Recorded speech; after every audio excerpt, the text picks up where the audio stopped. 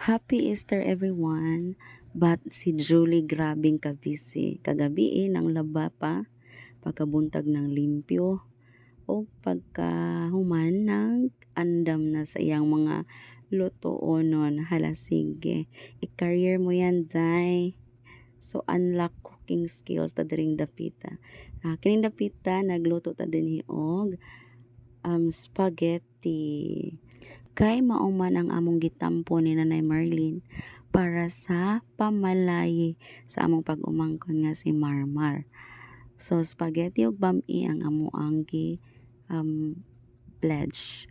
So, muna kay wa man si Nanay Marlene og ako ang nagluto. Kaya ang uban sad na kong mga igsuon, nag-andam sad sila dito sa ilahang mga gipang pledge sad. So, muna sa dayon ni, pag human ako gluto sa spaghetti, ang bami na sad akong gisunod. Hala, sige, day.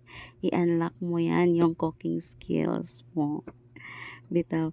So, dito kayo ka maumuluto, pero salamat na lang sa YouTube. Bitaw. Unya, may gani, kaya ako ang tigtilaw, si mama, nagapasar, oy. Pagahuman, ang daghang hugason. Paghuman, ana, tungod kay kinahanglan ako i-laminate ang mga ID, camp ID para Lunes hangtod Biyernes. Ayan. So nagatiman patang mama og anak Aaron din ng dapita. Sige patani. So mo to ni adto na dayon sa pamalayi.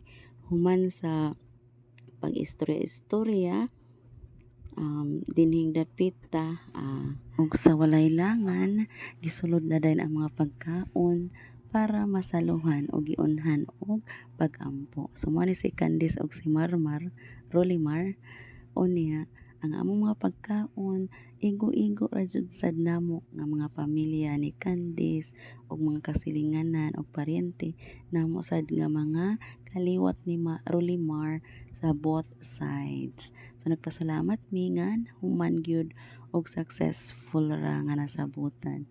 So lipay kaayo mi nga nahuman gyud kamo Marmar og Candice mosulod na gyud mo sa kaminyoon og nanamoy anak pohon.